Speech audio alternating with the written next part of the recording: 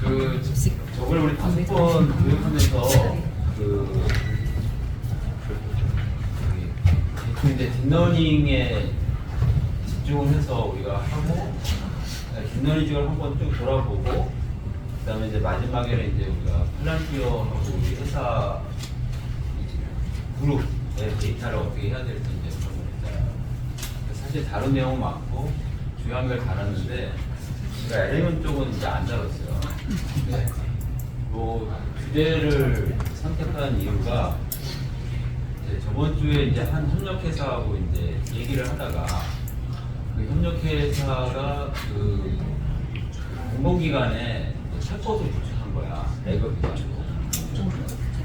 근데 공공기관이 레거는 이제 뭔지 아시죠? 그러니까 챗봇인데 그 어떤 그 산에 있는 관련된 데이터를 기반으로 대답을 하는 거야. 그러면 그걸 갖다가 그 사람이 이 민원의 어떤 의도 같은 것도 알아야 되잖아. 의도 같은 것도 알아야 되고 어떤 자료에서 찾아야 돼서 대답을 할지도 알아야 되고 그다음에 이 사람들이 어떤 자료를 뭐 반복적으로 했는지 복잡한 이제 시나리오가 백그라운드에 있는 거야. 그러면 데이터 자체를 그 레그가 할 수 없는 데이터 자체에 그 사람이 민원에 넣은 시스템하고 여러 가지를 이제 그 사람과 관계된 걸 갖고 와서 그걸 어떻게 이렇게 조합을 해서 그걸 기반으로 이제 대답을 해야지 이제 자동적으로 나갈 수 있다고 생각하거든요. 근데 그게 이제 그 1년 전에는 그런 시스템에 대한 아이디어가 그렇게 깊지는 않았어. 근데 불과 1년 만에 LMM 쪽에서 그런 아이디어들이 굉장히 많이 활성화되면서 실제적으로 이렇게 구축이 되고 있는데 그게 말하자면은 이제 이제 소위 갑자기 요새 이슈가 된 뭐 콘텍스트 프롬프트라든가 그걸 떠나서 이제 에이전트 개념의 시스템이거든요. 그래서 이 이슈는 저는 이제 이때까지 우리가 한 1, 2, 3, 4에 걸쳐서 이제 딥러닝에 대해서 배웠고 그 다음에 이제 데이터에 대해서 조금 근원을 했고 그 다음에 이제 LMM에 대해서 하는데 이제 저는 이렇게 확실하게 이렇게 생각하고 있어요. 이제 LMM을 다루는 거는 이제 모든 개발자들이 다 다뤄야 돼. 진짜로. IT 개발자들은 LMM을 다 다루고 이제 거기서 이제 레거도 다 짜고 뭐 이렇게 그렇게 어려운 건 아니에요. 그 전문적으로 들어가면 각자 분야가 있지만 근데 LMM을 다 다뤄서 이제 일을 해야 돼요. 그래서 여기 계신 많은 분들이 이제 AI 에이전트 시스템을 만드는 일을 하게 될 거야. 지금도 하고 있지만. 그러면 과연 AI 에이전트 시스템을 어떻게 만들 거고 현재 어디까지 와 있는지 이런 거에 대한 좀 감각을 좀 가지는 게 좋을 것 같고 그래서 지금 알고 있는 분들 계시고 뭐 지금 현재 처음에 에이전트라는 거 들었는데 그럼 그게 어떻게 해야 돼? 뭐 이런 분들도 계실 것 같아서 그 부분에 대해서 오늘 좀 제가 알고 있는 내용을 가지고 할 거고요. 저는 뭐 LM은 다 아시겠지만 그 프롬프트 엔지니어링이 뭐냐 이렇게 따지면 사실은 챗GPT-4 정도면은 저는 진짜 이렇게 생각해요. 인간이 갖고 있는 보편적 지식은 그 안에 다 들어가 있어요. 4에. 근데 얘한테 그 지식을 끄집어내기 위해서는 좀 특수한 좀 작업들이 필요해요. 그래서 그게 이제 프롬프트 엔지니어링이고 이제 프롬프트 엔지니어링에서 많이 논의들이 됐는데 근데 그렇게 프롬프트 엔지니어링이 그러면 이게 어떤 IT나 어떤 소프트웨어 영역이냐 이게 뭐냐 이런 이제 영역 이제 의심이잖아요. 말로 잘하면 되는 거 아니냐 이런 영역인데 사실 이건 어떤 굉장히 시스테매틱한 작업인 거죠. 그러니까 어떤 우리의 소프트웨어 같은 그렇게 이제 LMM을 움직이는 소프트웨어인데 이게 쉽지는 않다는 거예요. 그래서 원하는 결과를 얻는 프롬프트를 짜서 구하는 거는 사실 만만하지는 않아요. 그게 우리가 일반적으로 그냥 챗GPT를 써서 우리가 어떤 일반적인 대답을 들으면 모르는데 이거를 대외적인 서비스를 할 때 얘를 어떻게 프롬프트를 써야 될지에 대해서는 좀 만만한 작업이 아닐 수도 있어요. 그래서 그 작업에 대해서 한번 리뷰를 해보는데 이 논문이 그 프롬프트에 대해서 다룬 프롬프트에서 다룬 논문이에요. 그래서 이걸 읽어봤어? 버전은? 안 읽어봤어? 이게 지금 두 번째 버전인데 그 프랑크푸르트에 대해서 모든 걸 다 집약한 논문이야. 프랑크푸르트에 대해서 이제 됐습니다. 하려면 이 논문을 읽고 하면 좋아요. 그래서 이제 우리가 이제 프랑크푸르트 엔지니어에서 알다시피 프랑크푸르트는 이제 이게 두 개로 나눠져 있어요. 그러니까 인스트럭션 프랑크푸르트가 있고 그 다음에 이제 그 유저 프랑크푸르트가 있고 그 다음에 유저 프랑크푸르트에 해당하는 이제 어떤 데이터가 있는 거죠. 그래서 여러분들이 이제 인스트럭션 프랑크푸르트가 뭐냐 아는 사람도 있고 모르는 사람도 있을 텐데 이게 우리가 인스트럭션 프랑크푸르트를 쓸 경우도 있고 안 쓸 경우도 있어요. 근데 우리가 엔트로피나 이런 클로드 같은 거 쓰면은 걔네들은 묵시적으로 이미 인스트럭션 프랑크푸르트를 걔네들이 갖고 있어. 그래서 우리가 유저 프랑크푸르트 넣으면 걔네들이 그 인스트럭션 프랑크푸르트하고 같이 거기다 쿼리를 해요. 쿼리를 하잖아요. 그 쿼리를 만들어서 쿼리를 해, LMM 쪽에. 그럼 인스트럭션 프랑크푸르트는 뭐냐? 이거는 이제 LMM에다가 어떤 작업 지시를 앞으로 너 입력에 대해서 어떻게 처리를 해라.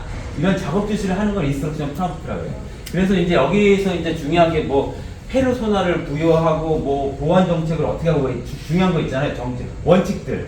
뭐 너가 어떤 역할들을 앞으로 할 거고 너가 보안 정책을 어떤 게 할 거고 뭐 이런 원칙들을 쭉 만드는 그걸 놓고 그 다음에 여기다가 우리가 유저 콘텍스트를 넣고 그 다음에 데이터를 넣으면 이제 LMM이 돌아가서 이제 이렇게 대답을 하는 이제 이런 그 형태가 되는 거고 그래서 사실은 우리가 이게 우리는 이제 라지 랭귀지 모델에 대해서만 프랑크푸르트를 했지만 이제 비전 랭귀지 모델이라고 요새는 이제 VLM에 대해서도 이제 프랑크푸르트를 어떻게 해야 될지에 대해서 이제 얘기하는 거고 요 앱스트랙트를 읽어보면은 좀 그거네요. This object level task specific instruction known as prompt to enhance 근데 내가 영어를 발음하면 내 영어 발음이 다 들통이 나서 to enhance model efficiency without modifying the core model parameter죠. 그러니까 무슨 말이냐면 우리가 이 LMM을 사실은 저걸 우리 전이학습 배웠잖아요. 전이학습은 어떤 사이트에 기반해서 어떤 특수한 어떤 데이터를 가지고 학습을 시킬 수 있는데 저는 LMM을 학습시키는 거는 좀 반대야. 그래서 그렇게 전이는 안 하지만 왜냐면 이걸 학습 안 시키고도 특이하게 학습 안 시키고도 프랑크푸르트만으로도 이 안에 있는 지식을 다 끄집어낼 수 있어요. 그리고 이제 그 외에는 우리가 레그를 짜고 하면 되는데 그 부분은 이제 에이전트는 나중에 이제 다루기로 하고 그러면은 이제 우리가 그래서 저는 이제 프랑크푸르트만으로 많이 얻을 수 있다. 근데 어떻게 해야 되느냐? 그러면 rather than updating the model parameter, prompt allows seamless integration of pre-trained model into downstream task by eliciting desired model behavior solely based on given 프랑크푸르트를 할 수 있다. 일단 프랑크푸르트 can be natural language instruction인데 콘텍스트인데 모델을 가이드하거나 뭐 벡터 리프덴트를 배우기 위해서 뭐 그 렐러간트한 난리지를 액티브 시킨다. 뭐 이런 쭉 이제 있고 디스 하여튼 필드 이네블 석세스 어크로스 베어리스 어플리케이션 프롬 뭐 어쩌고 리즈닝 근데 사실은 시스테매틱 오버나이제이션이고 이 다이버스 프랑크푸르트 엔지니어링 메소드에 이해가 없다 이거죠. 그래서 이거는 요 논문에서는 이런 거에 대해서 쭉 이제 내용을 다루고 있는데 우리가 이런 걸 기반으로 해서 그러면 프랑크푸르트가 어떻게 요새 다뤄지고 있느냐를 정리한 게 사실은 이거예요. 이게 텍소노미가 사실은 이 사람들이 논문을 쓰면서 요 텍소노미를 만들었어요. 요 텍소노미를 보면 이 프랑크푸르트에 얼마나 많은 기법들하고 논문들이 쓰여져 있는지를 이제 알 수가 있잖아요. 그죠? 그래서 프랑크푸르트가 이렇게 여기 하나하나 것에 대해서 다 논문들이 있어요. 그러니까 우리가 우습잖아요. 프랑크푸르트가 그냥 대충 적으면 될 것 같이는 말하지만 이 프랑크푸르트가 이렇게 논문들이 하나하나 다 있어. 그래서 지로샷 프랑크푸르트, 퓨샷 프랑크푸르트를 우리가 지로샷은 그냥 우리가 그냥 질문하는 거고 퓨샷은 이제 몇 가지 훈련된 예제를 보여주면서 우리가 질문하는 거고 그 다음에 이제 우리가 쭉 나온 게 어떤 게 나왔냐면 이제 체인 오브 소트라 그래서 이제 체인 오브 뭐뭐가 붙어. 그러니까 그 얘 LMM한테 이제 인간이 어떻게 생각하는 그 단계를 1, 2, 3 정도로 나눠서 이렇게 생각해 하고 알려주는 게 이제 체인 오브 소트예요. 그래서 이제 수학 문제를 처음에 잘 못 풀던 수학 문제한테 알려서 풀었어. 그래서 체인 오브 소트, 그 다음에 뭐 체인 오브 어쩌고 저쩌고, 체인 오브 뭐 심볼, 뭐 체인 오브, 요새는 체인 오브 뭐야? 어떤 얘한테 어떤 사고의 방법 이런 걸 미리 좀 알려주고 이런 식으로 사고하라 이렇게 이제 말하는. 그래서 대표적인 게 무슨 뭐 사과 빨간 사과 5개 있고 뭐 그런 예제들이 있었잖아요. 그런 걸 해. 근데 사실 프람프트에 우리가 중요하게 생각할 건 뭐냐면 이게 체인 오브 소트가 나는 사실 별로 마음에 안 들어. 체인 오브 소트가 왜 그러냐면 우리가 인간의 뇌라는 거는 그러니까 체인 오브 소트는 수학적인 이게 시스테매틱한 거는 잘 맞을 수 있어요. 내가 시스템하게 생각을 못하면. 근데 인간의 뇌는 어떻게 움직이냐면 좀 그 직관적이다. 인투티브하다 그럴까 영어로? 좀 직관적이잖아요. 그럼 우리가 직관적으로 아는 걸 갖다가 체인 오브 소트를 어떻게 표현할까? 안 되잖아, 그죠? 그러니까 직관적인 거를 체인 오브 소트로 표현하는 거는 반대, 나는. 그거는 오히려 얘가 더 대답을 푸어하게 만든다는 거야. 안 좋게 만든다는 거야. 그리고 우리가 프람프트 쓸 때 또 중요하게 해야 되는 건 뭐냐면 프람프트를 쓸데없이 체인 오브 소트 같이 야 이렇게 생각하고 이렇게 생각하고 요렇게 1단계 이렇게 생각해서 그걸 기반으로 요렇게 생각해서 요걸 기반으로 이렇게 생각하는 예제를 보여주고 그러니까 더하기 빼기 같이로 그래서 요걸 가지고 요렇게 생각을 해서 요 문제를 풀어 이렇게 하다 보면은 그 너무 얘가 생각을 막 안에서 너무 깊게 하고 엉뚱하게 하기 때문에 오히려 핵심을 본질을 벗어날 수 있는 그 위험이 있어요. 그래서 그 체인 오브 소트는 무조건 많이 쓰기는 하지만 그 체인 오브 소트가 맞는 건 아니다. 그래서 사실은 프람프트의 이 그거는 좀 예술적인 좀 아트라고 말하는 사람도 있어요. 프람프트. 그래서 이제 프람프트를 잘하는 사람은 이제 좀 말도 잘하는 사람이에요. 사실은 굉장히 구조적인데 근데 그 LMM을 실제로 이제 여러분들은 이제 다 LMM을 개발해서 이제 대외 서비스 할 거로 난 생각하는데 실제로 LMM을 돌리고 할 때 프람프트의 그 이피션시 때문에 결과가 완전히 틀려져요. 진짜 180도. 똑같은 서비스를 제공하는데 프람프트를 A라고 짜면은 이게 단 3분 만에 결과가 나올 수가 있어요. 진짜로 좋은 결과가. 근데 프람프트를 잘못 짜면 이게 1시간도 걸리고 2시간도 걸려요. 진짜로 그렇게 여러분들이 이런 LMM을 짜다 보면은 그런 경우를 느낄 거예요, 진짜. 그지? 느끼지? 경험 한번 말해줘. 아니, 그러니까 하나의 어떤 서비스를 목적을 한다. 무슨 요약을 하더라도 어떻게 프람프트를 넣냐에 따라서 반응 속도가 완전히 틀리잖아. 질도 틀리고 반응 속도도 완전히 틀려. 똑같은 LMM이고 똑같은 인풋인데 근데 인풋이 이제 큰 거죠, 되게. 막 200페이지짜리 인풋이 들어갔어. 그럼 이걸 프람프트를 어떻게 짜냐에 따라서 어떤 건 얘를 분석을 한 30초 만에 끝낼 수도 있어요. 근데 똑같은 인풋과 똑같은 LMM인데 프람프트를 어떻게 짜느냐에 따라서 얘가 1시간도 걸리고 2시간도 걸려. 그래서 프람프트가 굉장히 중요해요. 그런 면에서는. 우리가 살짝 물어보는데.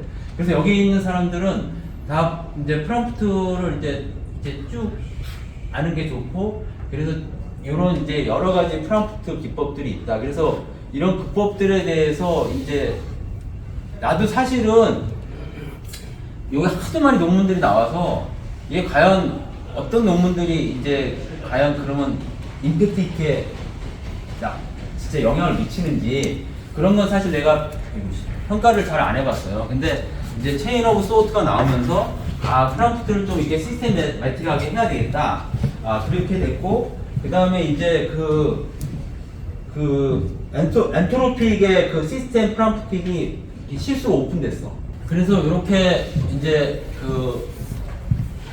돼 있고, 그 다음에 리즈닝 앤드 로직 쪽에 이렇게 저거는 이제 우리가 지로샷 프람프트, 큐샷 프람프트는 그러니까 지로샷 프람프트도 뭐 이게 무슨 논문거리가 되겠어? 근데 논문이 나온 거야 사실은. 지로셋이라는 건 그냥 우리가 한 줄로 그냥 넣는다는 거거든요. 그래도 논문을 쓰는 거야. 그 다음에 퓨샷은 이제 몇 가지 이 A는 B가 되고 C는 D가 되고 이런 훈련 데이터를 넣어서 야 이렇게 되니까 앞으로 이렇게 생각을 해라 하고 퓨샷하는 거고 이제 체인이 리즈닝이 하는 거가 그 다음에 나왔고 그 다음에는 이제 우리가 이제 그 다음에 나온 게 이제 할루시네이션을 이제 없애기 위해서 우리가 한 게 이제 그 레그 그 시스템 그 다음에 프롬프트로도 이제 리액트 프롬프트, 체인 오브 베리피케이션, 체인 오브 노트 프롬프트, 체인 오브 난리 프롬프트 뭐 이렇게 돼 있어요. 그러니까 이건 그 할루시네이션을 이거는 그냥 이렇게 붙였지만 리컬시브하게 돌리면 그 각자 아이디어로 하면 돼. 좀 읽어보고 리컬시브하게 얘한테 똑같은 타스크를 갖다가 이렇게 한 타스크를 여러 개 던져가지고 비슷한 걸 얘를 다시 한번 생각하게 만드는 거야. 야, 네가 지금 나온 대답이 맞냐?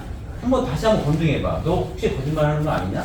이렇게 말하는 이런 기본적인 아이디어를 가지고 이런 어떤 그 할루시네이션을 없앨 수 있는 어떤 기법들이 있구나. 그래서 이제 이렇게 이런 그 프롬프트가 있고 그 다음에 이제 리즈닝도 있고 체인 오브 소트가 있고 뭐 여러 가지 이렇게 이제 이제 있는데 우리가 한 가지 이제 또 저기 이 프롬프트 짤 때 한 가지 또 키 팩터는 좋은 점은 뭐냐면 프롬프트 짤 때 헷갈리면 얘한테 물어보면 돼. 예를 들면 야, 이 프롬프트를 짰을 때 이게 너가 보기에는 좀 애매한 부분이 있어? 그러면 애매한 부분을 좀 명확하게 다시 고쳐서 프롬프트를 다시 한번 네가 만들어봐. 우리는 계속 LMM을 쓰는 거야 얘한테. 얘를 자기가 LMM이 좀 사람 내하고 비슷한데 좀 다르게 까다로우니까 그게 물어오면서 이렇게 질문하는 거야. 야, 이거를 갖다가 네가 한번 내가 준 프롬프트를 평가해보고 내가 원하는 결과가 나올 것 같다고 네가 생각하는지 아니면은 뭘 고쳐야지 내가 원하는 결과가 나올지 생각하는지 아니면 내가 제시한 목표가 너한테 정확하게 맞는지를 한번 물어보는 거야. 에러멘트 직접 프롬프트를 짜고 무슨 말인지 이해되시죠? 그래서 얘를 자꾸만 이용을 해서 프롬프트를 정확하게 입력되게 해야 돼. 그런 기법도 논문에 나와야 돼. 그래서 이런 여러 가지 프롬프트가 있다. 이렇게 이제 여러분들이 생각하시면 되고 이런 프롬프트를 기법으로 우리가 그런 하나하나 다루기에는 너무 지금 양이 많은데 이 논문은 한번 그냥 이렇게 뭐라 그럴까? 요걸 챗 GPT한테 이 논문을 던져서 요약 좀 해달라고 할 수도 있어요. 요약도 해달라고. 여기에 대해서 아니면은 챗 GPT한테 던져가지고 요 특정 영역 있잖아요. 여기 뭐죠?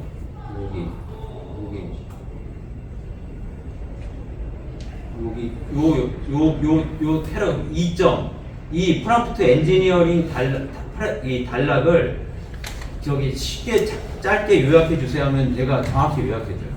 우리가 챗GPT 쓰는 거 그렇게 쓰잖아요. 여기서 직접 할 수도 있지만 그거 한번 여러분들 한번 해보세요. 이 논문을 가지고 챗GPT한테 요 내용을 요약해 달라고 조금 하면 요 프롬프트 엔지니어링에서 요약을 하고 한번 읽어보면 돼요. 근데 읽다 보면은 좀 나중에 헷갈려. 너무 많아가지고.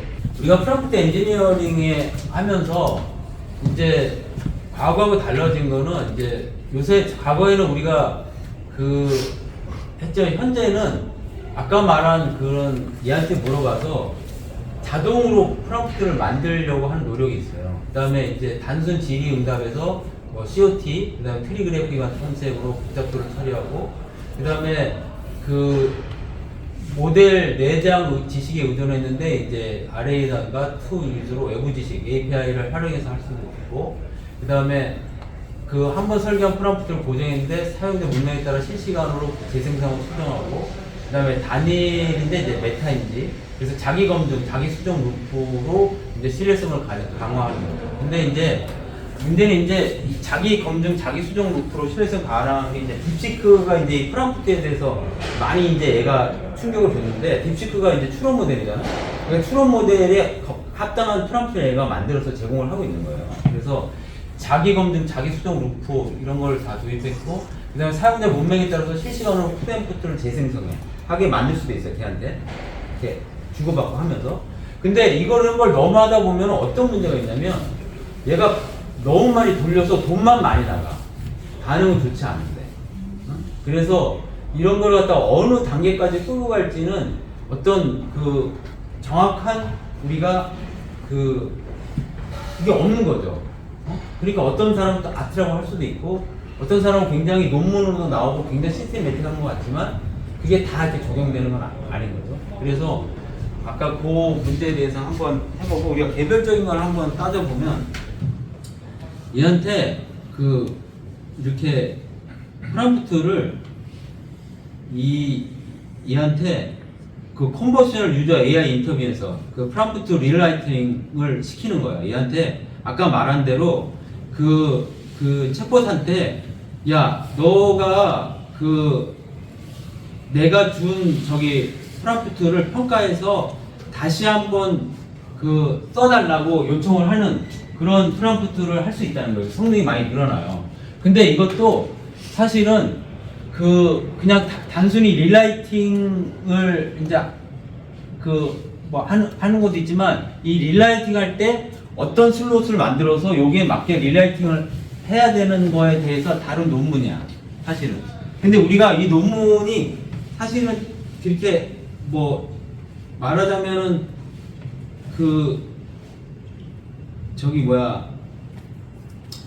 그래서 이렇게 늘어났다 이런 거고 저도 이제 릴라이팅 하면 당연히 늘어날 거로 생각하고 있는데 이게 자체가 이런 요런 업섬션 하고 루징 업섬션도 있고 그래서 이렇게 릴라이팅을 시킬 때 어떤 이제 정책으로 시킬 건가, 어떤 슬롯에 할루시네이션을 어떻게 없애서 시킬 건가에 대해서 이 논문을 다루고 있어요. 그래서 사실은 할루시네이션을 갖다가 할 때 만약 하나의 아이디어는 뭐냐면 이런 거예요. 만약 야 너가 내가 준 프롬프트를 분석을 해서 내 나 같으면 이렇게 던지는 거죠. 그러니까 내가 준 프롬프트를 분석을 해서 내가 너한테 얻고자 하는 답이 있을 거 아니에요.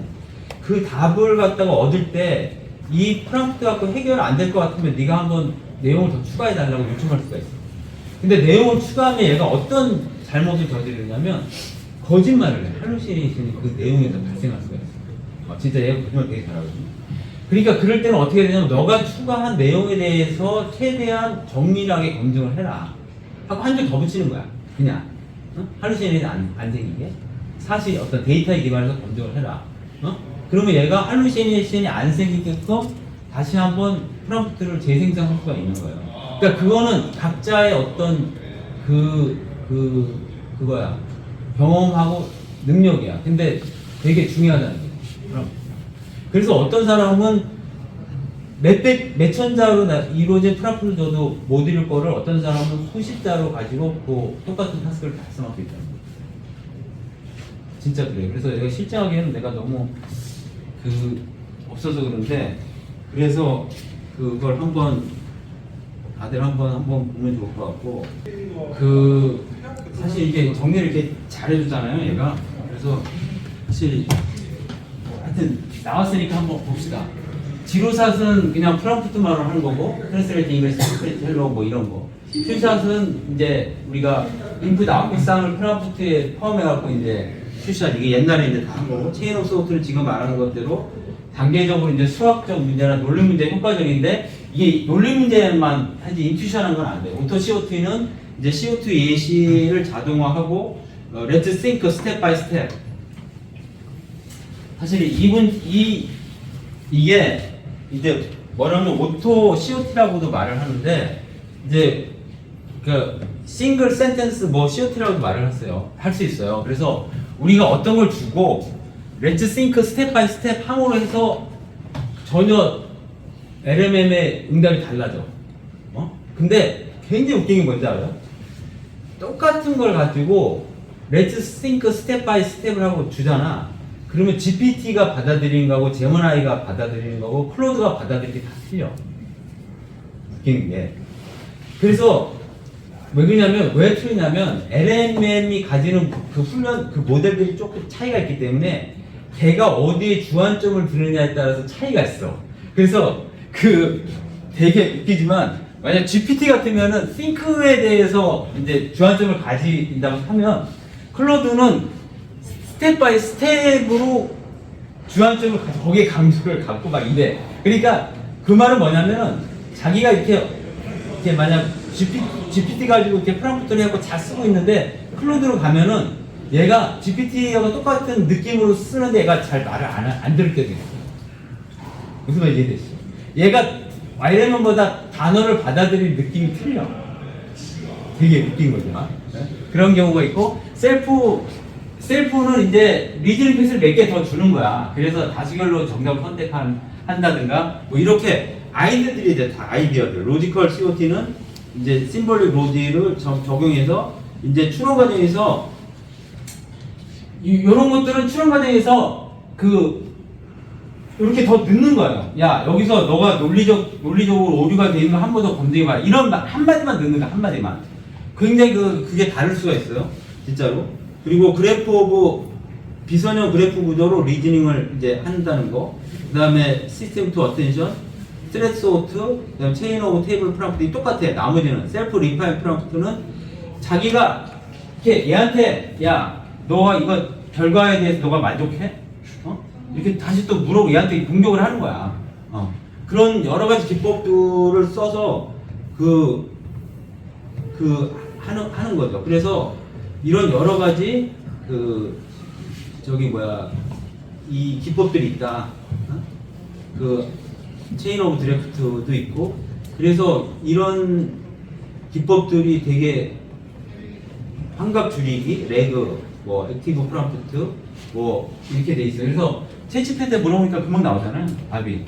그래서 이런 거를, 그래서 얘도 똑같아. 야, 이런 기법으로 네가 프롬프트를 나한테 만들어줘. 이렇게 할 수도 있어요. 진짜로. 그래서 그렇게 우리가 쓸 수 있다. 굉장히 중요한 거고. 그 다음에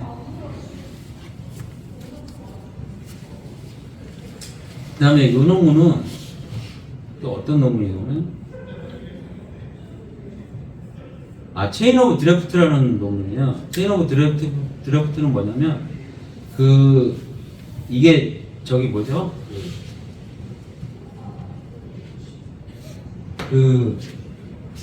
이게 COT, 체인 오브 소트가 너무 복잡해. 야, 그렇게 하지 말고 그냥 간단하게 하자.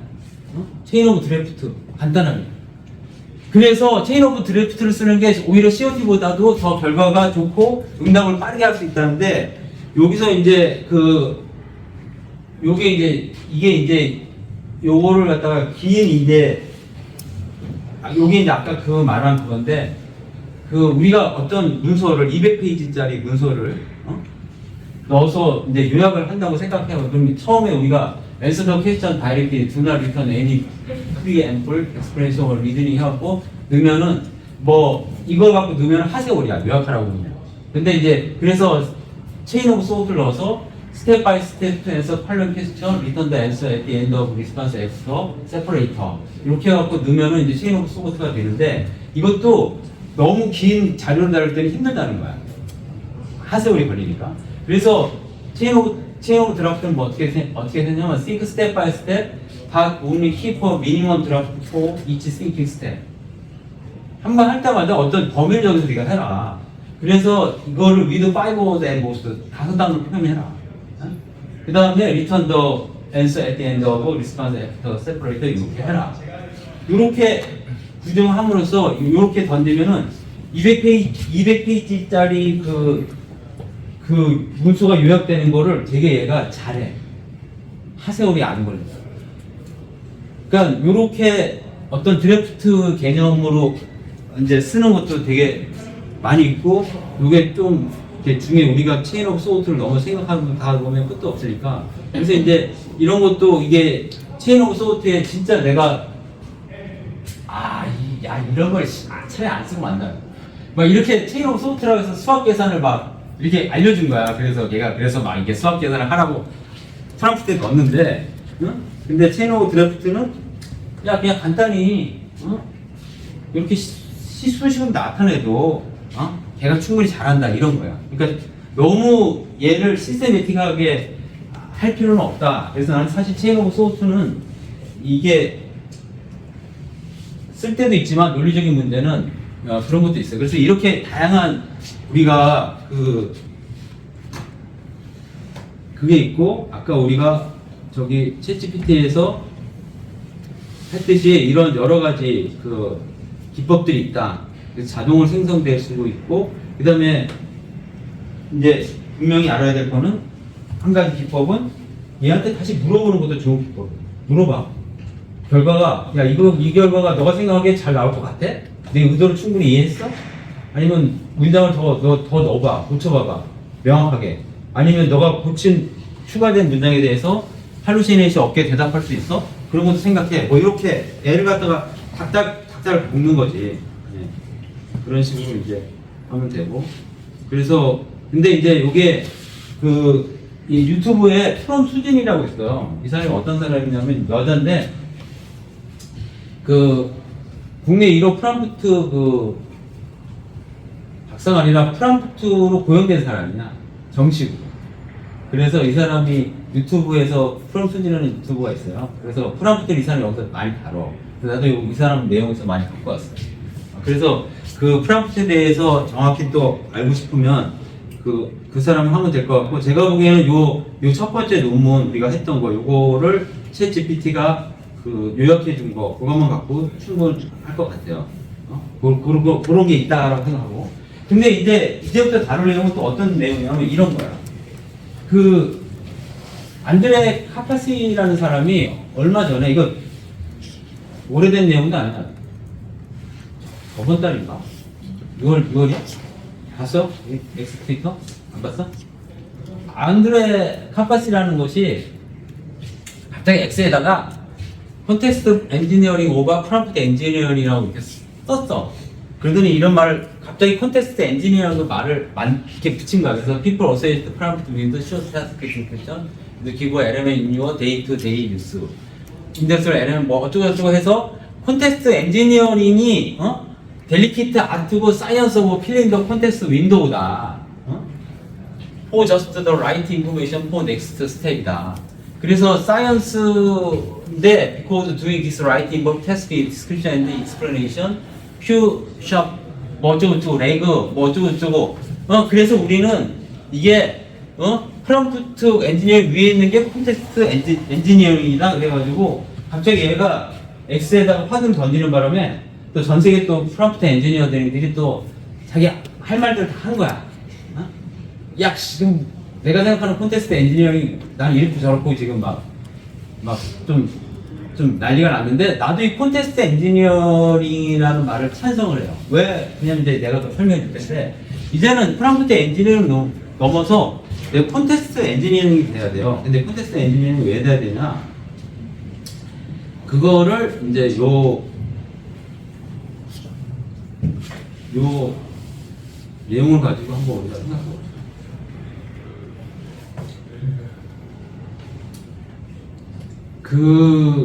사실 이제 이게 이제 나는 이제 에이전트, AI 에이전트 이제 시대가 이제 지금도 이제 하고 있어요. 근데 우리도 이제 AI 에이전트를 만들어야 돼. 근데 아까도 말했듯이 AI 에이전트를 만드는 거는 이제 AI 딥러닝 엔지니어가 아니에요. IT 하는 사람들을 만들고, 그 다음에 AI 에이전트에 대해서 기획은 확실히 감각을 갖고 있어야 돼. AI 에이전트가 뭔지에 대해서. 그러면 콘텍스트 엔지니어링이 뭐냐? 아까 같이 이 하나만 들어가 있는 게 아니라 이 인스트럭션하고 시스템 프롬프트가 있고, 그 다음에 유저 프롬프트가 있는 거야. 아까는 우리 이렇게 배웠잖아요. 데이터가 있다. 그리고 어떤 데이터가 들어가냐면 롱텀 메모리도 들어가. 롱텀 메모리. 그 다음에 리트리브된 인포메이션도 돼요. 우리가 내서. 그 다음에 어베이블 툴을 가지고 어떤 툴에서 얻은 데이터도 들어가. 그 다음에 숏텀 메모리도 들어가. 메모리가. 이런 거를 가지고 우리가 이 콘텍스트를 잘 채워서, 뭘 스트럭처도 아웃풋도 들어가고, 콘텍스트를 잘 채워서 이제는 LMM에다 던져야 되는 시대인 거예요. 네? LMM을. 왜 그러냐면 이제는 우리가 에이전트의 개념으로 개발을 해야 되기 때문에 우리가 이런 콘텍스트에 대한 엔지니어는 개념으로 가지고 이제 LMM에다 던져야 되는 거야. 그래서 그 무슨 말이냐면 그 어떤 우리가 메일을 받았어. 이 사람이 이제 대표적으로 이제 얘기한 게 뭐냐면 메일을 받았어. 메일을 받아가지고 어떤 메일이냐면 Hey, just taking if you are around for quick think tomorrow. 내일 만날 수 있냐? 하고 어떤 사람이 메일이 왔어. 그래서 자동적으로 우리가 메일 시스템을 만들어서 대답을 하게 만들었는데 그래서 이런 메일이 갈 수가 있다는 거지. 칩 데모 에이전트는 Thank you for your message. Tomorrow works for me. May I ask what time you had in mind? 이걸 가지고는 너무 정보가 부족하고 이걸 가지고는 업무 진행이 어떻게 될지 모른다는 거지. 그래서 최소한 어떻게 가야 되냐면 Hey Jim, tomorrow's back on my end. Back to back all day. Thursday I'm free if that works for you. Send an invite. 그러니까 let me know if it works. 왜냐면 내일 내 일정을 체크해 보니까 내가 일정 낼 수가 없어. 그럴 수 있잖아요, 그죠? 네? 그래서 그럴 경우에는 그럼 Thursday가 나는 좋을 것 같은데 네가 가능하다면 그럼 네가 가능하다면 나한테 초청해라.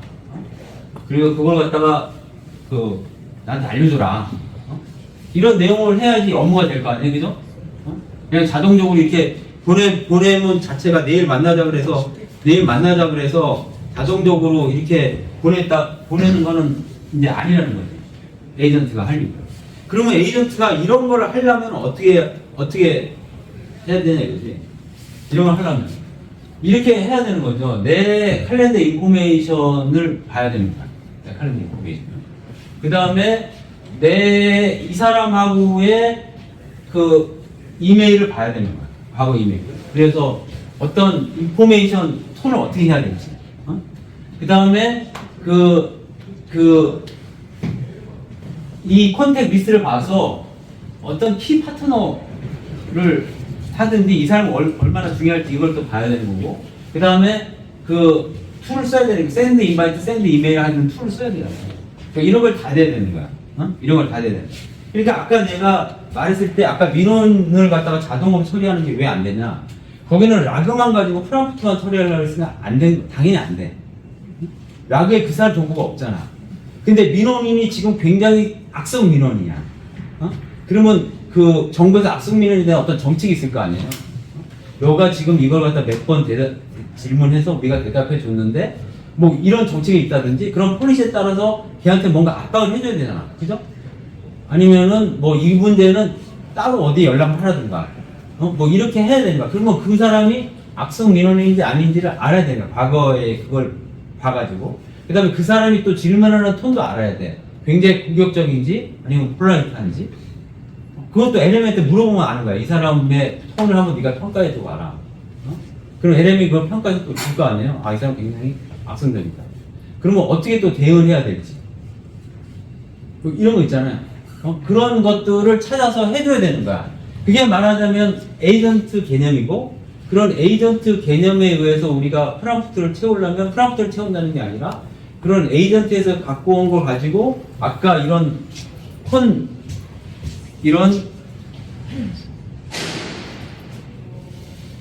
콘텐츠를 채워서 이걸 가지고 엘리먼트에 던져야 돼. 그래야지 아까 같은 그런 답이 나올 수 있다는 거죠. 그래서 우리가 하는 일이 이렇게 단순하지는 않아요. 엘리먼이. 그래서 그렇게 돼 있기 때문에 콘텍스트 프롬프트가 이제 엔지니어링이 이제 중요하다. 이제 이렇게 되는 거죠. 그래서 이제 이렇게 카파 씨가 이렇게 어떤 화두를 던진 거야. 근데 이게 이제 당연히 가는 방향이었어. 우리가 했을 때. 그랬을 때에 이런 거야. 이게 이런 거야. 자, 인커밍 이메일이 왔어. 에이전트가 있어. 그럼 커스텀 이제 시스템 프롬프트가 있을 거 아니야.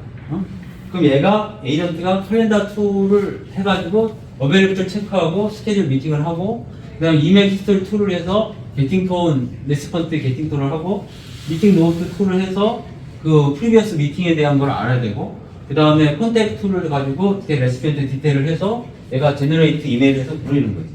네? 그죠? 그러면 요새는 그럼 이런 걸 어떻게 하느냐? AI가 그럼 외부하고 어떻게 접촉을 하느냐 하는 거는 내가 지금 여기서 다루려고 했는데 안 다뤘는데 이제 MCP가 그런 게 있어요. MCP 알죠? MCP가 뭐냐면 모델 콘텍스트 프로토콜. 맞죠?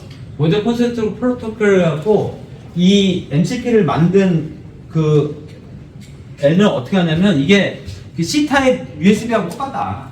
C타입 USB고 하나는 여기야. PC에다가 우리가 여기 C타입 USB를 많이 꽂을 수 있잖아요. 그런 것처럼 우리가 DB에다가 MCP를 설치를 하면 우리가 그 LMM의 어떤 MCP 클라이언트가 MCP 서버가 돼 있는 데는 다 찾아서 요청을 할 수 있는 거야. 어떤 데이터를. 표준화된 툴로. 그래서 MCP가 엔트로피가 엄청 미는 바람에 지금은 갑자기 화두가 돼서 그 외부를 어떻게 연결할까 해서 MCP가 된 거야. 그러니까 MCP가 뭐냐? 각각의 어떤 외부 툴들이 있을 거 아니야. DB도 있을 수 있고 이거 각각의 툴들도 있어서 LMM이 이 에이전트가 API로도 연결될 수도 있지만 그런 API를 또 MCP를 래퍼를 싸서 MCP로 연결될 수도 있는 거예요. 그래서 어떤 표준화된 어떤 그 연결 고리를 갖고 있어서 우리가 이게 지금 통일이 되고 있어요. 되게 편하게. 그래서 여러분들이 클로드를 쓰면은 혹시 클로드 맞지? 이름이. 클로드를 쓰면 클로드가 MCP 정책을 되게 잘 해갖고 외부의 어떤 날씨를 조회한다든가 현재 상황에 미국 날씨를 조회한다든가 뭐 이런 걸 잘 할 수 있어. 자기 DB를 조회한다든가 이런 걸 다 클로드가 다 MCP 그 서버를 찾아서 갖고 오는 거야. 되게 편하게 돼 있어. 그래서 우리가 내부에서 우리가 이제 작업할 때도 이제 MCP를 다 연결하면서 에이전트 개념으로 이제 우리가 개발을 할 거고 내가 몇 가지 이제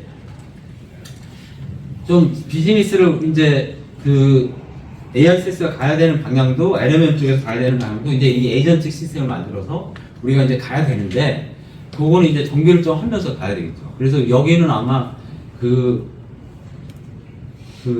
저기 뭐죠? 많은 사람들이 참여를 해야 될 거고 그리고 프롬프트 엔지니어 콘텍스트 엔지니어링이 뭐냐? 그냥 이게 똑같죠. LM 프롬프트 엔지니어링은 LM 인정하는 지침문 자체의 설계가 최적화인데 그 콘텍스트 엔지니어링은 LLM이 작업을 수행하기 위해서 참조할 수 있는 모든 정보의 설계 및 관리. 그 다음에 이제 범위는 단일 프로그램인데 시스템 전체에 다양한 정보 소스 및 도구 상태를 포함하고 그 다음에 예시가 이렇게 질문하면 더 좋은 답을 얻을 수 있다. 그러면 어떤 정보를 언제 어떻게 조합해서 LMM에 제공할 것인가 이런 거죠. 그래서 그리고 이제 명확한 질문 지시 원하는 답변을 입대하는데 과제 해결을 필요한 맥락을 최종 조립하는 거야. 맥락. 과제 해결을 필요한 맥락을. 이게 굉장히 중요한 건데 맥락을 정보, 도구, 이력 이런 것들. 그런데 이제 한계는 프롬프트 자체의 한계죠 이거는. 근데 여기는 이제 잘못하면은 정보 과잉하고 우선순위하고 구조하고 시스템 통합도 좀 복잡한 문제가 생겼어요. 그래서 요런 문제가 있고 그 강의 내용은 우리가 저번에 그 마지막으로 했던 우리가 그 데이터 통합과 관련해서 우리가 팔란티어 예를 봤잖아요. 팔란티어 똑같은 거야. 팔란티어가 데이터를 갖고 와. 팔란티어도 이제 에이전트 개념인데 그럼 에이전트가 어디서 어떤 데이터를 갖고 와서 최종적으로 LMM에 물어야 될 건가 굉장히 중요하잖아요. 그러니까 그렇게 데이터를 갖고 와서 콘텍스트 윈도우를 어떻게 채워서 LMM에 물어볼 건가. 그리고 그걸 어떻게 LMM한테 자가 검증을 시킬 건가. 이런 게 에이전트에서 굉장히 중요한 과제가 되는 거예요. 그래서 이렇게 우리가 이제 그 세상이 이제 진화를 하고 있는 거죠. LMM 자체도. 근데 여기에서는 지금 말하는 거 몇 번 강조하지만 딥러닝 엔지니어링, AI 엔지니어링 뭐 왕본부장처럼 이렇게 뭐 김영실처럼 LMM을 전문적으로 했던 사람 영역이 아니에요. 이 영역은 우리가 일반적인 IT 개발자들의 영역이기 때문에 굉장히 중요한 영역이 되는 거예요. 그러면 에이전트를 우리가 그러면 아키텍처 어떻게 되어 있느냐? 이제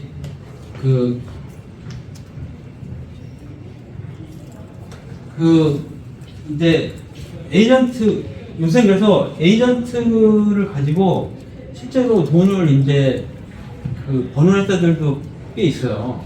에이전트를 잘 만들어서 실제로 이제 실물에 쓰이는 거야. 이 LM이 에이전트를 가지고 LM을 가지고 그게 뭐 플랜트하고 에이전트라는 거는 사실은 모니터링하고 어널라이즈해서 플랜을 짜고서 익스큐트를 하는 거를 갖다가 에이전트가 하는 건데 이 AI 모델이 이제 코그니티브한 레이어 어널라이즈하고 플랜을 따서 이제 익스큐트를 하게 도와주는 거예요. 이게 이제 에이전트야.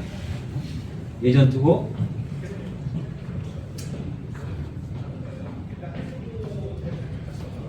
그럼 이제 이렇게 되는 거죠. 레이어 에이전트가 있어. 하나가 있는 게 아니야. 에이전트가 많이 있어. 하나가 있는 게 아니라 이제 이 에이전트가 이제 롱텀 메모리하고 숏텀 메모리를 갖고 와요. 그죠? 롱텀 메모리, 숏텀 메모리 같으면은 아까 말했듯이 뭐 이메일, 근래 이메일, 롱텀 메모 어느 게 롱텀인지 숏텀인지 하여튼 롱텀 메모리는 예전에 했던 회의들 뭐 이런 것도 될 수도 있고 그 사람의 어떤 그런 이력 같은 게 될 수도 있고 하여튼 그런 메모리를 갖고 오고 그 다음에 이 툴을 또 접속해요. 뭐 칼렌더, 템플레이터, 뭐 코드 인터프리터, 뭐 서치 뭐 이런 툴들을 이용하고 그 다음에 플래닝을 해. 리플렉션도 검증도 하고 셀프 프리딕스도 하고 체인 오브 서브도 하고 뭐 송골 같은 걸 해서 내가 플래닝을 해서 액션을 취할 수 있는 요 에이전트가 하는 거죠. 요 에이전트. 근데 이게 나는 이제 좀 요새 시달렸던 게 뭐냐면 그러면 이 에이전트를 실제적으로 그럼 어떻게 구현할 거냐 얘를 워킹하게끔 워킹하게끔 우리가 이제 이 스키매틱은 이렇게 아키텍처는 간단한데 이걸 우리가 어떻게 워킹하게끔 구현할 건가에 대한 문제가 있는 거 아니에요. 그러니까 이것도 다를 건데 하여튼 에이전트가 이렇게 지금 구성이 돼 있다는 거고 요 홈페이지가 이렇게 잘 이렇게 정의를 해놨어요. 그래서 이렇게 해놓고 결국은 이제 또 다른 글이지만 이제 그 유저 리퀘스트가 있으면 AI 에이전트가 퍼세션을 하고 커그니션을 하고 메모리하고 나리지 베이스에 디시전 메이킹하고 액션을 이제 하는 거를 이 에이전트가 이걸 다 컨트롤하는 이런 문제가 되는 거죠. 그래서 이렇게 해서 그 실제적으로 그 돈을 이제 버는 이제 그것도 예제도 제가 한번 한국 그 회사 예를 한번 보여드릴게요. 하고 있고 그다음에 그 이런 여러 가지 이제 그 우리가 에이전트들이 이제 쭉 있고 그 뭐 여러 가지 요소들이 이제 에이전트에 들어가는 거죠. 이런 여러 가지 요소들이 이제 들어가고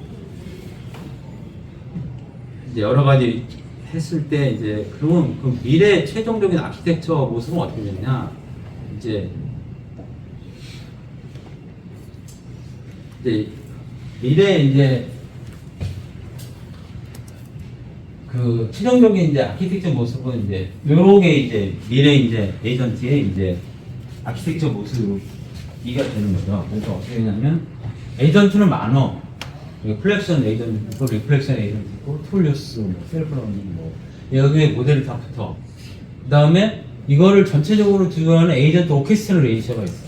그러니까 타스크 매니지먼트하고 멀티에이션 코디네이션을 주고 시스템 인사이트와 슈퍼비전을 하고 이런 이 코디네이션 레이어가 이렇게 이제 여기는 이제 데이터 스토리 리트리버 레이어가 있는 거죠. 여기는 인풋 레이어가 있고, 인풋 레이어 있고 여기는 아웃풋 레이어가 있고 서비스 레이어가 있고 여기는 이제 기존에 이제 어떤 뭐 시스템에서 요구하는 어떤 그런 것들이 이제 있는 거죠. 아까 시스템 인스트럭션.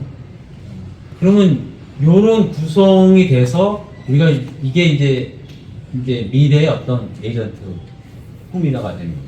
그래서 이제 여기 모델들은 경우에 따라서는 어떤 언어 모델 특화된 것일 수도 있고 어떤 이미지 생성에 특화된 것일 수도 있고 어떤 그 쿼리 SQL을 해서 잘 만드는 것일 수도 있고 뭐 이렇게 어떤 모델에 따라서 굉장히 특화된 모델을 이제 쓸 수가 있는 거예요. 그리고 에이전트 오케스트레이션도 사실 이 부분을 이제 우리가 어떻게 잘 하느냐에 따라서 달라지는데 이 부분도 이렇게 우리가 이렇게 전체적으로 에이전트를 감독할 수 있는 어떤 이런 플래닝하고 할 수 있는 어떤 이런 것들이 나옵니다. 그래서 요런 게 이제 미래의 이제 AI 에이전트 개념이다.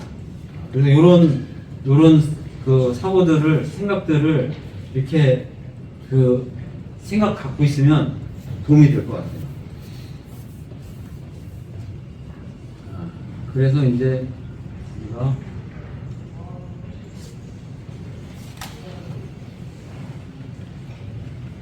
사실 지금 여기 다룬 내용은 간단한 내용은 아닙니다. 간단한 내용은 아니고 이게 하다 보니까 역시 저기 뭐야 열심히들 하는 사람들 많아.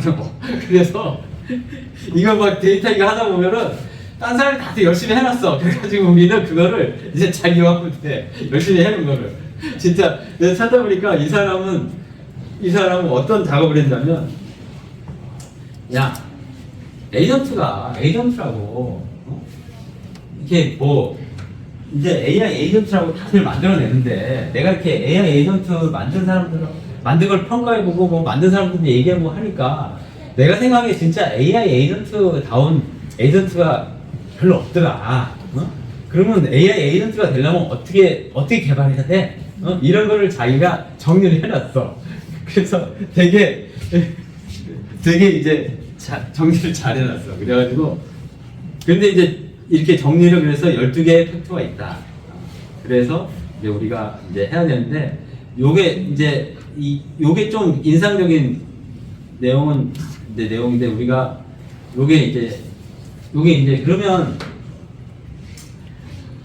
그 제목이 이제 요게 이제 인트로덕션인 거예요. 이 사람이 할 때 그 How we got there야. 근데 60 years ago는 소프트웨어는 이제 다이렉트에서 그럴 때 if, while, else 뭐 이렇게 20 years ago는 이제 이벤트가 들어가고 뭐 이런 게 들어가서 루프 돌고 end 뭐 이렇게 돼 있다. 10하고 15 years ago는 이걸 조금 이제 서머라이즈하고 조금 클래시컬 ML을 써서 이렇게 돼 있다. 그러면 그 에이전트는 뭐냐? 에이전트는 어떤 이벤트가 들어오면 우리가 여기는 우리가 다 이거를 갖다가 그려줬잖아요. 이거를 우리가 이 직선을 다 연결해줬잖아. 우리가 직접 우리가 야 어떤 이벤트가 들어오면 이렇게 해서 이렇게 하고 이렇게 해.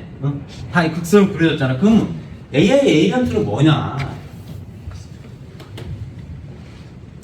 들어왔어 이벤트가 옛날 여기 다 이렇게 그려줬잖아 우리가. 근데 이 사람은 AI 에이전트라는 거는 이벤트가 들어오면 LMM이 이걸 그려야 된다. LMM이 이거를 그릴 수 있도록 우리가 프로그램을 해주는 거지. 우리가 그 옛날처럼 LMM이 있는데 이걸 다 이렇게 연결하는 거는 그거는 에이전트가 아니라는 거죠. 경우수가 너무 많을 거 아니에요. 우리 LMM을 가지면서 그 많은 걸 다룰 때. 근데 LMM이 이거를 이렇게 잘 그릴 수 있게 고를 갈 수 있게끔 우리가 이 프로그램을 잘 짜는 거가 결국에는 우리가 에이전트를 그렇게 잘 짜서 그렇게 동작하게 만드는 게 AI 에이전트라고 할 수 있는 거다. 이렇게 되는 거예요. 그게 맞는 말이죠.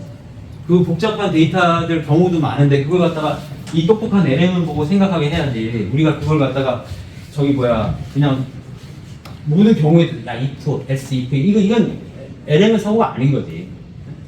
그죠? 그래서 아까 프롬프트도 중요하고 콘텍스트 프롬프트도 중요한 거야. 우리가 LM한테 어떻게 사고를 할지 던지는 거야.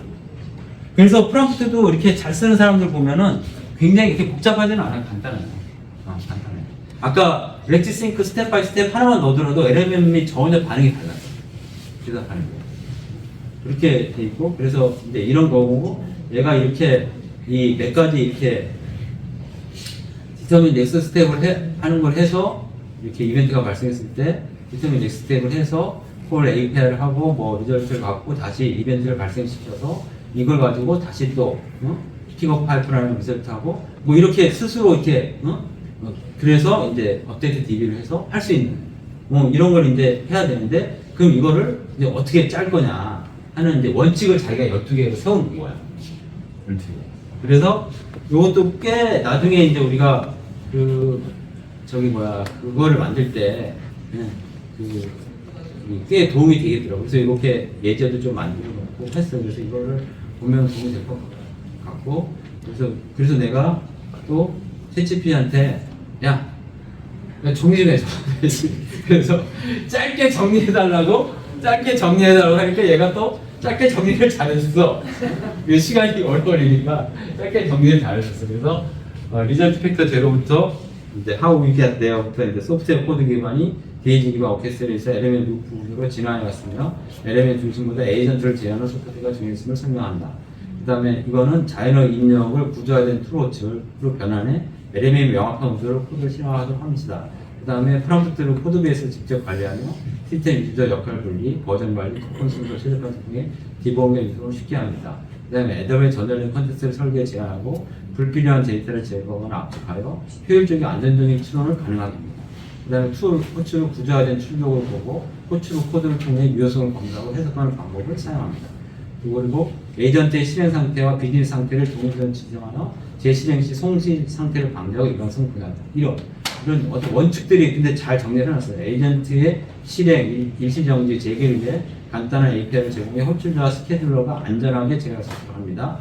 고위험 작업이나 불확실한 상황에서는 구조화된 인간 호출을 통해 인간 감독 흐름을 명시적으로 포함시킵니다. 이건 중요한 거잖아요. 그죠? 에이전트 혼자 답변도 할 수 없잖아. 그러니까 이런 것도 넣고, 그 다음에 제어 흐름을 코드나 워크플로우 엔진에서 명시적으로 유지하고 LM의 제어 흐름을 전적으로 책임지지 않도록 합니다. 그리고 오류가 발생하면 전체 로그 대신 요약된 오류 정보를 컨텐츠 등에 포함해 LM의 문제를 인정하고 수정할 수 있게 합니다. 오류가 발생하면 LM이 알아먹게 하라는 거지. 야, 오류 발생했으니까 내가 스스로 고쳐. 그 다음에 범위가 작고 단일 기능에 집중된 에이전트 설계에서 이것도 중요해요. 우리가 에이전트 크게 생각하면 안 돼. 아까 에이전트 오케스트레이션 에이전트가 있었잖아요. 그 밑에 어떤 스몰된 에이전트를 배치를 해서 일을 나눠서 그냥 하는 그런 에이전트를 만드는 거죠. 그리고 이제 그 CLI, 웹포, 프로, 이메일, 슬랙 등 다양한 에이전트 트리거스가 설계하면 특정 유아 중심성 안 부담합니다. 이것도 사실은 이제 꽤 중요한 이제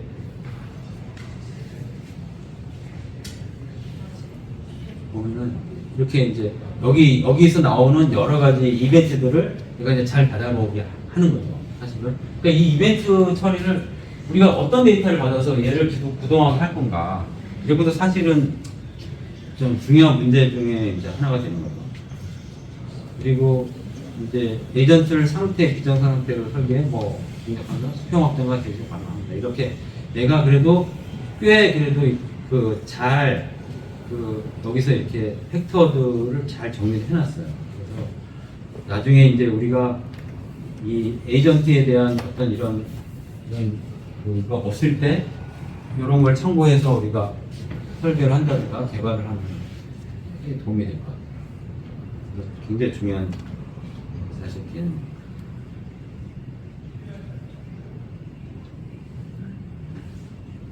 그리고 이제 콘텍스트 엔지니어링에 대해서는 얘기를 했으니까 이제 되는데 제가 이것 때문에 이걸 연구한 건 아니고 우리가 한번 정리를 해보면 될 것 같고 우리가 이런 그 메모리 타입도 이제 세만틱, 에피소드, 프로시듀얼 이렇게 메모리 타입이 있다. 그래서 이게 사실 굉장히 중요한데 과연 메모리 타입을 어떻게 갖고 오고 어떻게 할 건지에 대한 고민들이 이렇게 잘 이렇게 이루어지고 있어요. 여기서. 그래서 다들 고민들을 많이 해. 고민들을 많이 하고 이 에이전트를 어떻게 쓸 건지 그래서 이렇게 랭체인 이 사람은 이제 랭체인에 대해서 이제 평가를 많이 해주는 사람이고 랭체인을 쓰는 사람이니까 그래서 랭 그래프로 우리가 이렇게 이메일을 보내주는 걸 우리가 이렇게 할 수 있다. 랭체인의 이제 그 업비더니 랭 그래프인데 랭 그래프가 어떻게 이렇게 해주고 있어요. 그래서 근데 이제 이게 이제 MCP에 잠깐만 언급해 보면 MCP는 이제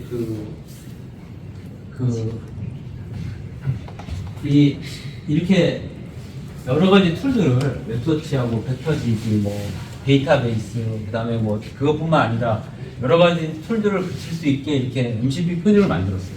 그 툴들을 만들어서 MCP에 갑자기 막 대두가 되니까 처음에는 구글이 되게 무시했어 MCP를. 근데 엔트로피가 엄청나게 늘리면서 사람들이 와, 그래서 MCP 막 생태계가 막 생기니까 구글이 걱정이 됐어. 그래서 구글이 A2A라는 걸 발표를 했어. A2A. 에이전트 투 에이전트. 우리 MCP가 아니라 에이전트 에이전트 해야 된다. 이렇게 그 프로토콜을 또 발표를 했어. 구글이.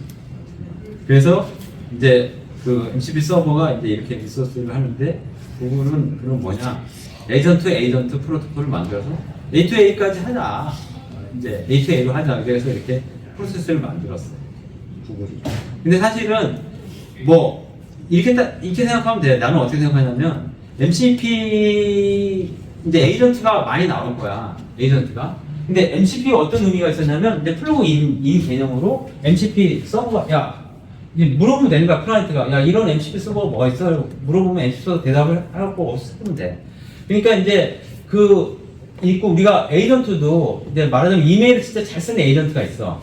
그러면 나는 이메일 잘 쓰는 에이전트야 하고 올려놓으면 누가 나씨 이메일 잘 쓰는 에이전트 필요한데 그러면 찾아보면 또 이메일 잘 쓰는 에이전트가 있는 거야. 아까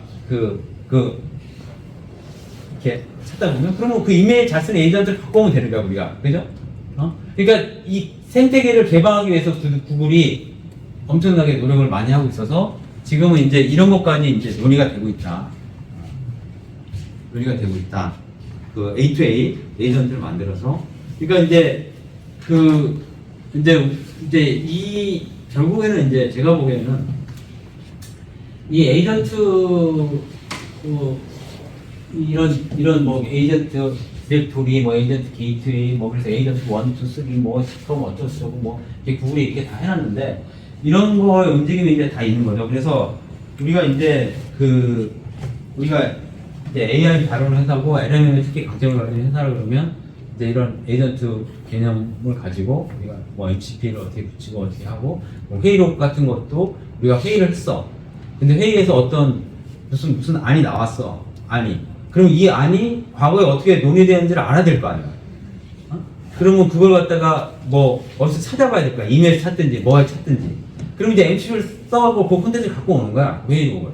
그죠? 우리가 회의록에 나중에 이제 최종 설계하는 그런 거 아니야. 회의에서 다른 중요한 내용을 찾아서 알려준다. 그럼 어떻게 찾을 거야? 그럼 이제 MCP를 가지고 이제 찾는 거죠. 거기 MCP 서버를 설치해놓고 거기서 그 콘텐츠를 던져서 DB 쿼리를 한다든가 해서 찾아서 오는 거야. 에이전트가. 그래서 그 회의에서 내용된 내용에 과거 논의된 내용을 같이 붙여서 던져주는 거지. 이메일로. 그것도 에이전트가. 이제 그런 이제 설계 안대로 가는 거예요. 이렇게. 그래서 그런 이제 다 이렇게 돼 있어서 이게 이제 말하자면 구글이 이제 꿈을 꾸는 건데 이제 구글이 하여튼 그렇게 해서 이렇게 발표를 해서 이제는 이제 그 에이전트가 이제 이렇게 쭉 돼 있다. 그래서 돼 있습니다. 그래서 진짜 이게 사실은 작은 내용은 아닌 것 같고요.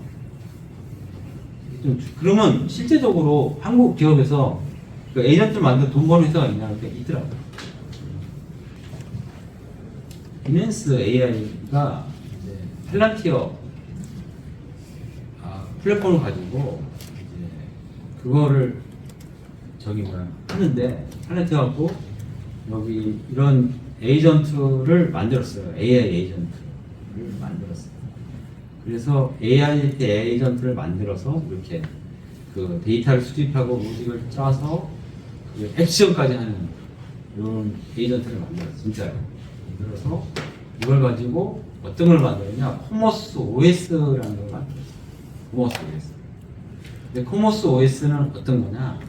어떤 거냐면 여기에 있는 얘네들의 그 에이전트, 프라이스 에이전트, 프로모션 에이전트, SNS QA 에이전트, 이거 프라이스, 프로모션, SNS 에이전트를 모았어. 그래서 코머스 OS라고 해요. 그 여기 아까 말한 그 위에 어떤 에이전트가 또 하나 있겠죠. 그렇게 해서 만들어놓은 그 프라이스 에이전트는 뭐냐면 이렇게 그 실시간 가격 모니터링도 하고 비정상 가격 탐지도 하고 경쟁사 가격 분석도 하고 그래서 리포트 자동 생성도 하고 그 다음에 가격도 제한합니다. 가격 제한해서 야, 지금 이 상품 가격을 어떻게 해야 되겠다고 관리자한테 제안을 해.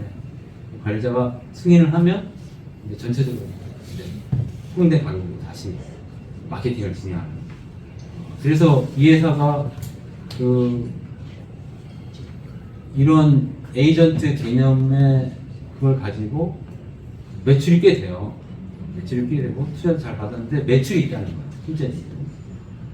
그래서 나도 이렇게 에이전트가 이 정도까지 잘 할지 몰랐는데 하여튼 팔란티어의 국내 하여튼 파트너십 갖고 팔란티어 플랫폼 갖고 개발했더라고요. 그래서 돈을 좀 들었겠죠.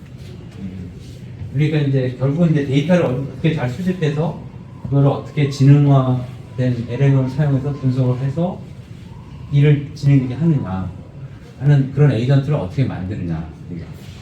되게 크게 만들면 안 되고 조그맣게 다 만들어야 돼요. 그래서 그걸 하나를 만들어 놓으면 이제 여러 가지 이제 한 번만 만들면 내가 보기에는 여러 개가 쭉 나오는데 근데 이런 과정들을 거치면 이제 그 AI 에이전트에 대해서 어떻게 개발해야 때 뭔가도 알고 좀 느낌이 오잖아요. 그래도 네? 그러니까 아마 이게 현재 가장 중요한 추세고 기획이나 뭐 IT나 AI를 다루는 LLM 쪽에서는 통합된 버전이 나올 것 같으니까 그리고 이제 제가 이 과제를 사실 이걸 썼는데 근데 제가 그때 좀 아시다시피 개인적인 사정이 있어서 마무리를 갖다 깔끔하게 못해서 될지 안 될지 이렇게 돼 있는데 앞으로 이런 쪽의 방향을 인지를 하고 개인적으로 LLM 쓸 때도 그런 프롬프트 분석 영역 뭐 이런 거를 이렇게 프롬프트 하는 거예요. 근데 이게 시스테매틱하게 우리가 서비스를 하는 프롬프트는 개인적으로 쓰는 프롬프트와 다르게 아까 같은 여러 가지 좀 고민을 하고 기법을 써서 해야 되거든요. 그런 거를 해야 된다. 이렇게 인지를 하면 되겠습니다. 이번 이게 제가 보기에는 뭐 내용은 그래도 6번에 참 많은 내용 다른 것 같고 고마운 건 진짜 끝까지 많은 분들이 참석해 주셔가지고 다들 그래도 잘 경청해 주셔서 너무 고맙고요. 감사합니다. 이것으로서 그 AI 교육을 마치겠습니다.